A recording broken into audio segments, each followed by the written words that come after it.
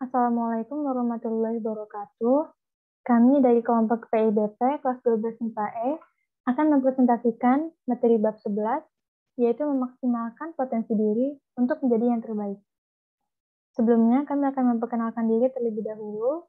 Nama saya Firda Andarina Delaila, absen 8. Nama saya Nasya Nadria Putih, absen 22.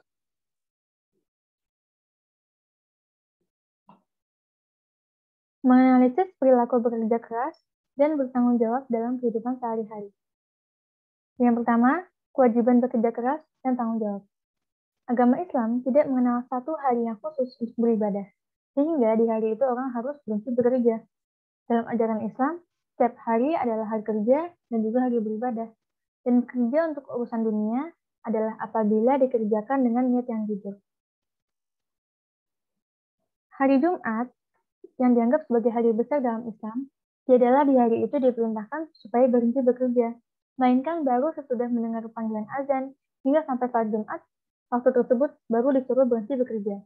Bagaimana disebutkan dalam firman Allah dalam surat Al-Jum'ah ayat 9-10 yang artinya sebagai berikut. Hai orang-orang yang beriman, apabila disuruh untuk menunaikan salat Jumat, maka bersegeralah kamu kepada mengingat Allah Subhanahu wa taala dan tinggalkanlah jual beli. Yang demikian itu lebih baik bagimu jika kamu mengetahui. Apabila telah ditunaikan salat, maka bertebaranlah kamu di muka bumi dan carilah karunia Allah dan ingatlah Allah banyak-banyak supaya kamu beruntung. Islam telah memerintahkan atau mewajibkan kepada pemeluknya untuk bekerja dan berkarya dengan berbagai cara. Di antaranya adalah yang pertama, dengan tegas memerintahkan kepada orang-orang beriman untuk bekerja dan berkarya. Alasannya karena yang pertama, kerja seseorang yang akan menentukan kualitas iman seseorang. Yang kedua, Allah, Rasul-Nya, dan orang-orang yang beriman akan memperhatikan karya seseorang. Dan karya orang-orang yang beriman harus dipertanggungjawabkan di hadapan Allah nanti di akhirat. Yang kedua, diperintahkan untuk mencari karunia Allah. Alasannya karena karunia Allah hanya dapat dicari dengan berusaha, kerja keras untuk berkarya.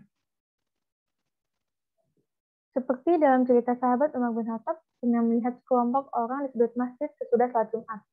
Kemudian Umar bertanya, "Siapakah kamu?" Mereka menjawab, "Kami orang-orang yang tawakal kepada Allah." Kemudian Umar mengusir mereka dan mengatakan, "Janganlah seorang kamu berhenti mencari rezeki dan hanya berdoa. Ya Allah, berikanlah aku rezeki." Padahal dia mengetahui bahwa langit belum pernah menurunkan hujan emas. Dan Allah telah berfirman, "Dan apabila selesai mengerjakan salat, maka bertebaranlah kamu di muka bumi dan carilah karunia Allah SWT. Yang ketiga, diperintahkan untuk meneliti segala sesuatu yang ada di dalam alam ini. Perintah untuk meneliti alam ini banyak sekali ditemukan dalam Al-Quran. Misalnya dalam Quran surat Ar-Rum ayat 8 dan Al-Imran ayat 190. Penelitian itu harus dilakukan sedemikian rupa sehingga sampai kesimpulan bahwa segala sesuatu yang ada di dalam alam ini adalah ciptaan Allah dan Allah menciptakannya tidak dalam keadaan sia-sia. Yang keempat, diperintahkan untuk menanggulangi kemiskinan, kebodohan, penyakit, dan kezaliman. Orang yang tidak berusaha untuk menanggulangi kemiskinan adalah pendusta agama. Orang yang akan diangkat derajatnya hanyalah orang beriman dan mempunyai ilmu yang banyak. Allah melarang untuk mencelakakan diri dan berbuat zalim, karena zalim adalah sumber malapetaka atau kehancuran.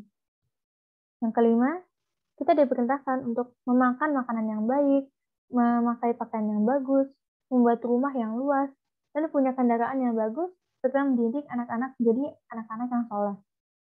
Allah SWT memerintahkan manusia untuk mencari rezeki yang halal dan baik. Allah juga memerintahkan untuk menjaga dirinya, anak istrinya dari api neraka. Dan hanya orang-orang yang soleh yang akan masuk surga. Yang keenam, diperintahkan untuk menyiapkan semua kekuatan untuk menghadapi musuh, sehingga musuh itu menjadi ketakutan karenanya. Bagaimana tersebut disebutkan dalam Quran surat Al-Anfal ayat 60. Kita sampai kepada bagian yang kedua, yaitu pengertian bekerja keras dan tanggung jawab. Bekerja keras. Bekerja keras berarti berusaha atau berikhtiar secara sungguh-sungguh. Dengan kata lain, bekerja keras adalah bekerja dengan gigih dan sungguh-sungguh untuk mencapai sesuatu yang dicita-citakan. Setiap orang yang bekerja keras harus berikhtiar dengan sungguh-sungguh untuk mencapai tujuan atau prestasi tertentu yang diharapkan. Kemudian disertai dengan doa dan berserah diri atau tawakal pada Allah untuk kepentingan dunia dan akhirat. Kemudian dilanjutkan oleh Naswa. Nah, lalu Al-Baihaqi dalam kitab Syu'bul Iman ada 4 prinsip kerja keras dan tanggung jawab atas bentuk pekerjaannya terhadap Allah Subhanahu wa taala yang diajarkan Rasulullah Subhanahu wa taala. Keempat prinsip itu harus dimiliki oleh setiap mukmin jika ingin menghadap Allah dengan wajah berseri bak bulan purnama. Yang pertama ada bekerja secara halal atau tolaba ad-dunya halalan. Halal dari segi jenis pekerjaan sekaligus cara menjalankannya.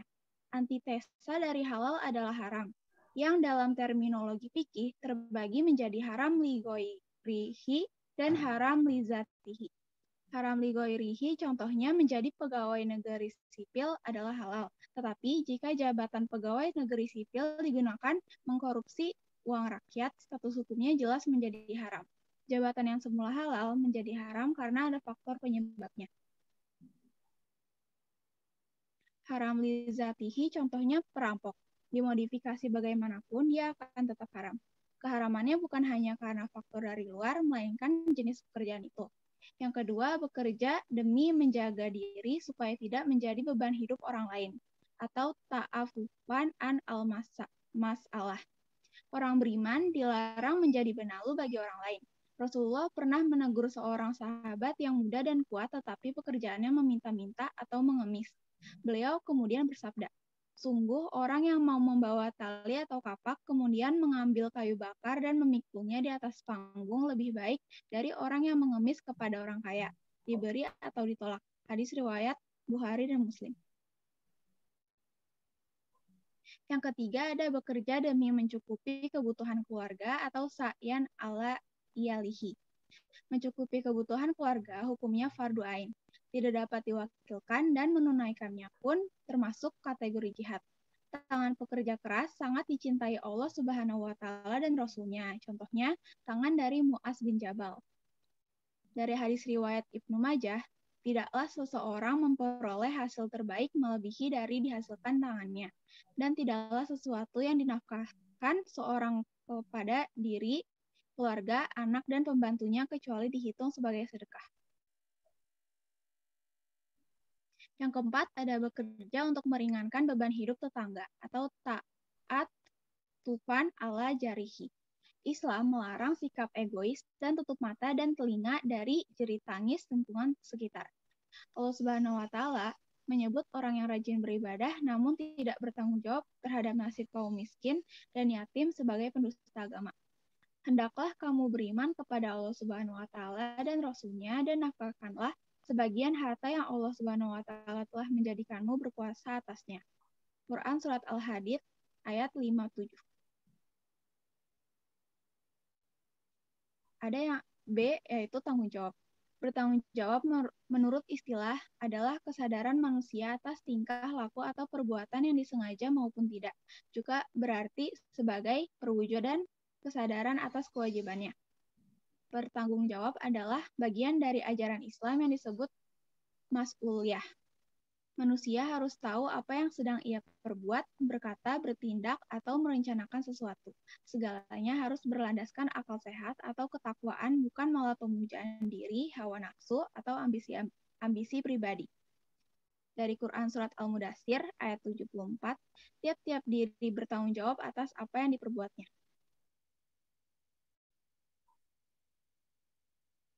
Kemudian B, korelasi antara perilaku kerja keras, jujur, tanggung jawab, adil, dan toleransi dalam kehidupan sehari-hari. Rasul pernah mencium tangan seorang tukang batu pekerja keras seraya bersabda, Hazihi yadun latamat saha narun abada. Tangan itu tidak pernah menyentuh neraka selama-lamanya. Hanya Fatimah Az-Zahra dan tukang batu itu yang tangannya dicium oleh Rasulullah. Rasul bersabda, kalau ia bekerja untuk menghidupi anak-anaknya yang masih kecil, maka itu fisabilillah. Kalau ia bekerja untuk menghidupi kedua orang tuanya yang sudah lanjut usia, itu fisabilillah. Kalau ia bekerja untuk dirinya sendiri agar tidak meminta-minta, itu fisabilillah. Hadis riwayat Tabrani. Nah, agar kerja keras mencapai tujuan, maka seseorang harus memiliki niat dan dilandasi motivasi hanya mengharap ridho Allah Subhanahu wa taala. Nilai sebuah amal di hadapan Allah sangat ditentukan oleh niat seseorang. Selain itu, seseorang pekerja keras harus jujur ketika berinteraksi atau bermuamalah terhadap orang lain. Seorang pekerja keras berkaitan erat dengan kewajiban yang dibebankan kepadanya.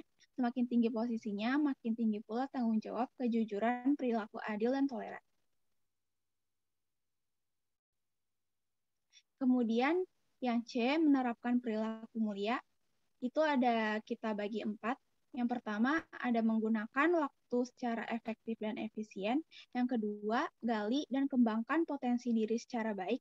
Yang ketiga, selalu fokus, mengabaikan diri dan berkata positif. Dan yang keempat, tekun dalam bekerja. Sekian dari presentasi kami. Mohon maaf kalau ada kesalahan karena kebenaran hanya datang dari Allah Subhanahu wa taala. Wassalamualaikum warahmatullahi wabarakatuh.